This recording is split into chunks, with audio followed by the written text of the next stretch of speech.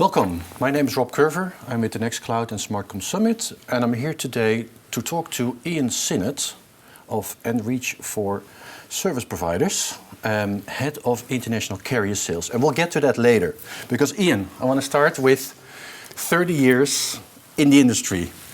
You started in fax more than 30 years ago. Can you explain what a fax is? I can explain what a fax is. A fax is a revolutionary way of speeding up written communications, and at its heyday was an exciting and really vibrant business, which through the course of time was probably completely replaced by email. But at the time, it was an exciting space. People hadn't seen communications like that before, and it took off. And it's an example of how things change in the world of communications, right?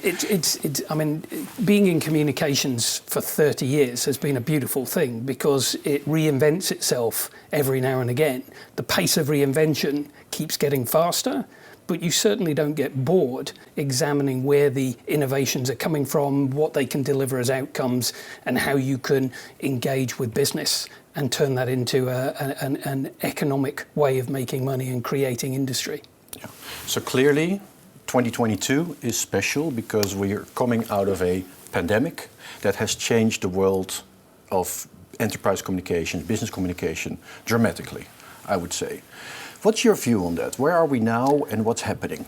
I think what was interesting to me was probably 2018 to 2020, and then 2022 as a reaction to that.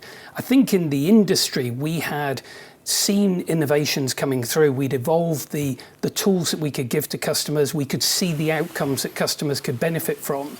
But there was a big chunk of inertia. You know, the SMB marketplace, which is a marketplace I've spent a very long time in, is always time poor. People are heads down, they're doing their own thing.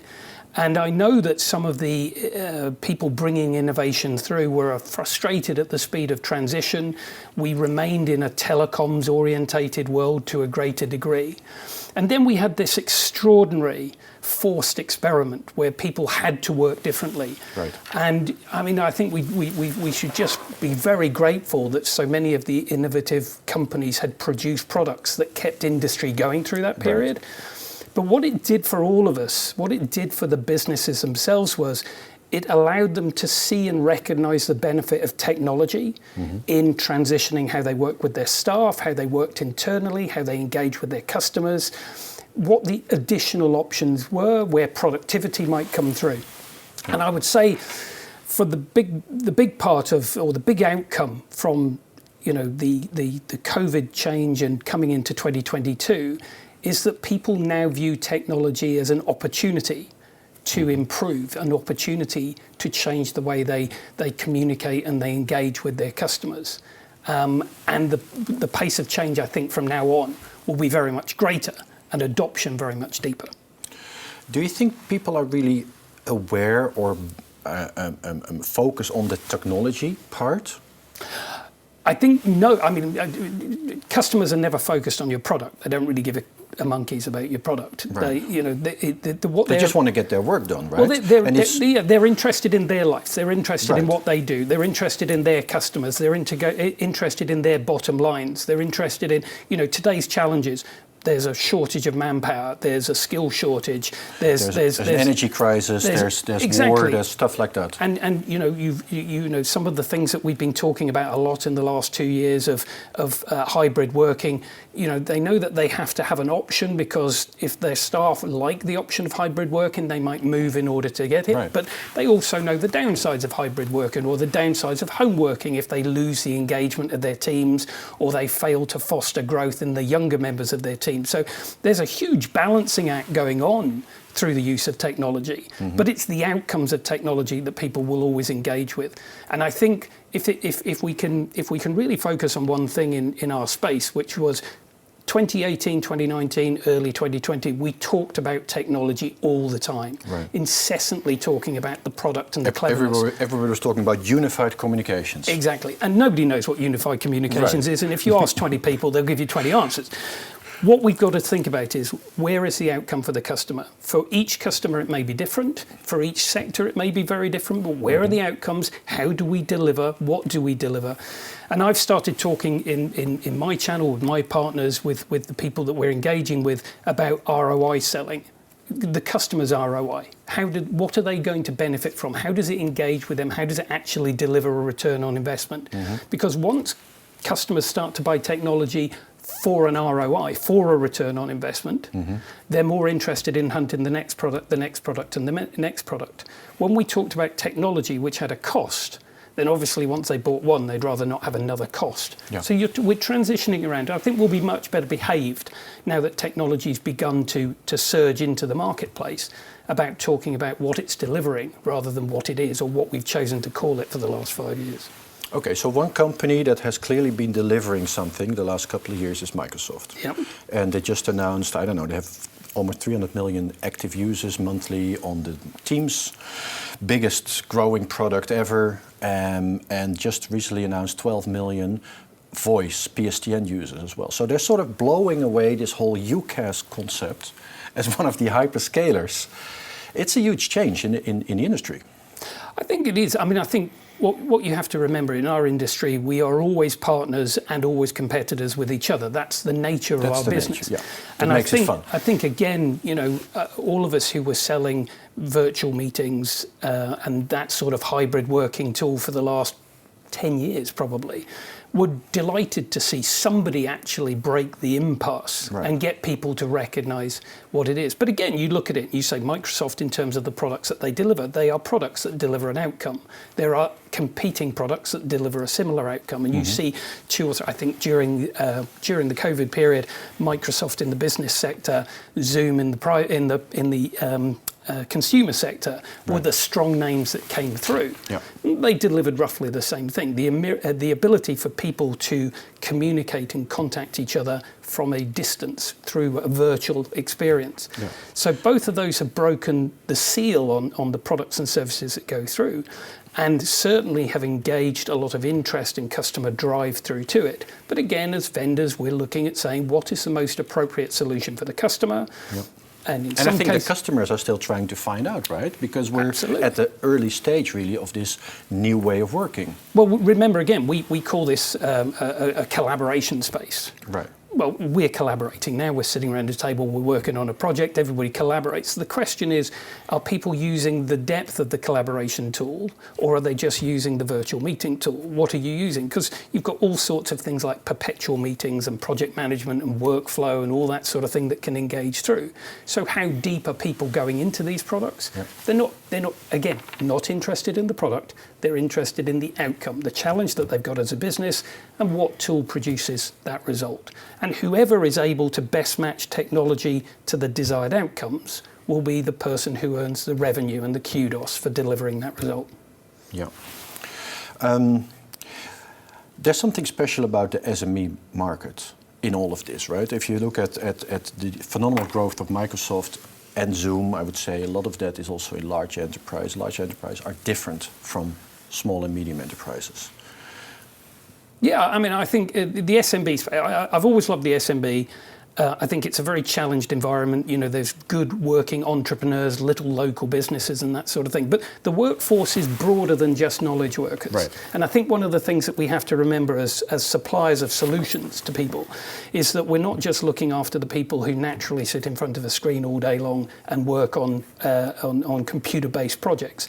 We've got frontline workers, we've got mobile workers, we've got deskless workers, we've got people on lathes in workshops, in warehouses and all that sort of thing. So as communication suppliers, what we have to do is look at the general outcomes for the business and try and blend it together so that a workforce can remain connected and supported by the management structure, by the communication structure within the business, and react to those changes that come thick and fast these days in terms of how they have to operate and how they have to exist.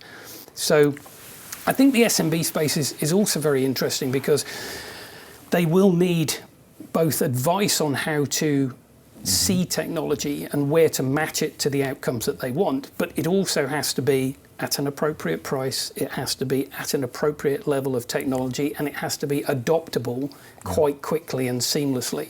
So when we go to market in the SMB space, we have to factor that they will spend less time or have less time to spend engaging with it. So it needs to be simple to adopt and simple to deliver. Yeah, but at the same time, it's complicated because all these small and medium-sized companies are different, and there's mobile, fixed, collaboration, different kinds of workers. It's very complicated. It is. It's not simple. And I think that's where the service providers, where the resellers in this marketplace are layering together revenue streams.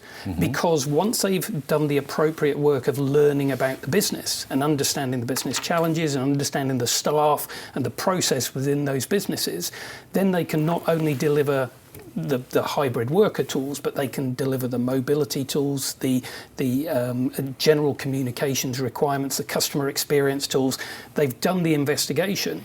Now they're best placed to deliver all of the functional facts, including connectivity and that sort of thing as it goes through. It sounds like we're at the start of the next normal and not at the end of it. Let's move to the service providers. Yep. The operators, mobile operators, fixed operators, carriers, service providers. They're in a special situation with all this happening, right? Yep. One of the, let's say, solutions that has been adopted by many of these operators over the last decade was Broadworks. And it was clearly a play with a lot of the carriers to take a platform like that, and there's a few others, but clearly Broadworks, now Cisco, part of Cisco, was a big winner. And the idea was that the carrier would build a platform, they would do that themselves, they would spend some time putting it together, integrating it into the network, onto the core. And now we're in a different situation. Innovation is going much faster than it used to go. I think there's a challenge there for many of these carriers and operators and mobile operators to stay ahead of the game. Well, I think from a carrier point of view, and yes, you're right, a lot of them adopted either that platform or other platforms which were in that sort of space and created this telecoms hub within their own brand. And I think that's one of the key factors I have to say. In the old world, they took a white label product, they created their brand around it, they delivered the services around it, and essentially, you know, a product's a product. What are the outcomes? Did we get good outcomes from it? Did it deliver a growth in a cloud-based communication service? And it certainly did that. And I think in its time, the focus around that telecoms aspect was the driving force that you could get people to buy into, leave the CPE products behind, move into the cloud, start to engage in a little bit more sort of multi-site. I think multi-site used to be one of the key drivers in this sort of space.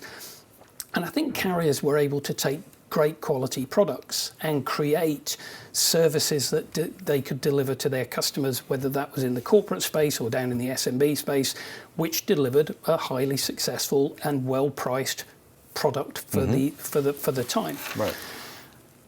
However, that went on for quite a long time, probably longer than any of us actually wanted it to, in a telecoms focused, and we were sort of almost aching for it to change pace beforehand. Now, the carriers, I think, when we talk to them, have this paradox. They were very strong and very powerful in the telecom-based world. The world has pivoted quite aggressively over a 2-year period of time. There are now new entrants into the marketplace who are talking about a more vogue product set than they're talking about. Yep. Where do they go? What is their place? Where is their value? Yeah. And well, clearly, I think one of the values they have is they have a huge customer base. Customers that are loyal, that trust them, that are looking to their carrier for guidance, basically. Yeah, I think sometimes they look too negatively upon themselves. You know, they're concerned about where they're going to go. They're struggling to see their value. Their value is that they have taken UK business, European business, world businesses through an age of great telecommunications and evolution in that telecommunications space, and they have worked hard to understand and work with their customer base to deliver great returns. Yeah. That's a good starting place. Right. Now, it may feel that there is more pressure on their positioning now than there ever was, and there probably is more pressure on their positioning than there ever was. but they are ideally placed to now take their customers on a digital transformation journey. And there's another subject we've been talking about for the last 5 years, and it's really coming to digital maturity transformation. now. Digital transformation. Customer doesn't know what it is, not sure we know what it is. But they can now sit down with customers they understand. They have experience of so many customers so that they can see trends going through. They know about the pressures on small business and large business in terms of staffing. They know the workplace differences. They know that customer experience is now one of the critical battlegrounds in every industry. Right. And we're a facilitator of great customer experience tools. So there is just this natural opportunity for people to sit down with their customers. And we're in the world of sales. There is always competition. Mm-hmm. There is always somebody else who can deliver something similar or better than you. Yeah. The question is, how well do you understand the customer, and how well can you match the technology to do that? So I think if I was sitting in the carrier position now, I would be sort of taking a deep breath after such a radical change in the marketplace they face. But I'd be... In what way? I'd be taking a deep breath to say, right, we've now got to change. Okay, there is a new opportunity, but it's not a bad change, it's a good change. Mm-hmm. So how should they change? Because one of the problems, of course, with these large carriers and operators is that they're slow. They're just slow. Yeah, well, they're supposed to be slow. I mean, that's exactly. They're built to be slow, basically. And now we're talking about innovation and digital transformation. How are they going to cope? What do you think? Well, I mean, this is the magic partnership. The magic partnership is that you can combine the strength of scale and stability and power with innovation and intrigue and light-footedness and the nimble nature of the smaller organisations. So it's about co-creation then with these partners. I think it's identify their needs. So you know the customer. You're talking to the customer all the time. You can see opportunities and need coming through. You work with innovators who are also working with the customers. I think innovation is very much easier if you've got a customer touch point yourself. So you look at innovation that's going on. You look at where it's creating an outcome. You translate that outcome back into your own base, you add it to your portfolio, you go talk to your customer about the latest way in which you can improve the yield that they get from technology. Okay, so this sounds like a bit of a challenge for many of these carriers and operators, but it's the key there, if I understand from you, is the partnership part, and also knowing and understanding the market and the local opportunities. It will be different in different parts of the world for different carriers. I think the danger is sitting back and not recognising that there's real work to do right now, because the marketplace is changing. And do you think they're going to do it? I'd be surprised if they didn't. I mean, deep down in the DNA of these people, they've worked hard to create a great result for their customers. And I think there is a recognition that change must come through. Okay. And I think it may take a few conversations to get where the direction is. Yeah. But again, what we're looking for. You're optimistic. You think it's going to happen? I think it will certainly happen in the customer space. And if I'm in the carrier space, I'd say that I'm still 4 feet ahead of the opposition because I've got a relationship and I've proved myself to be a loyal supplier to the customer. But I think I need to get my running shoes back on again and do some work. So. Okay, great. That sounds like something to look forward to. I want to talk about Enreach now. Enreach for service providers. Yep. Because you have a bit of history in this space. We talked about fax and mobile and how you've been around for ages. But you keep saying ages. I know. I mean, the viewers all think I'm 25. But, yes. So, and I know you actually you wanted to join Enreach this year after your previous career. Yep. And I was intrigued by that.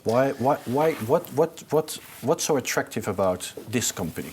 Well, I mean, again, I've existed in this space pre-pandemic in a world where we had some really smart technology. But when you're working in that reseller space, the service provider space, and down to the SMB customers, you recognize that there is a special kind of mechanic that has to be there to unlock this move into a better use of technology. Mm-hmm. So when the pandemic was starting to come to its end, I really wanted to look for a place where I thought there was the combination of the right attitude, the right technology, the right mechanic and the right balance to actually break through and do something pretty special with the SMB space. Okay. I truly believe that we can help the SMB marketplace with technology as much as we ever will with the corporate side of the business or the mid-market size of the business.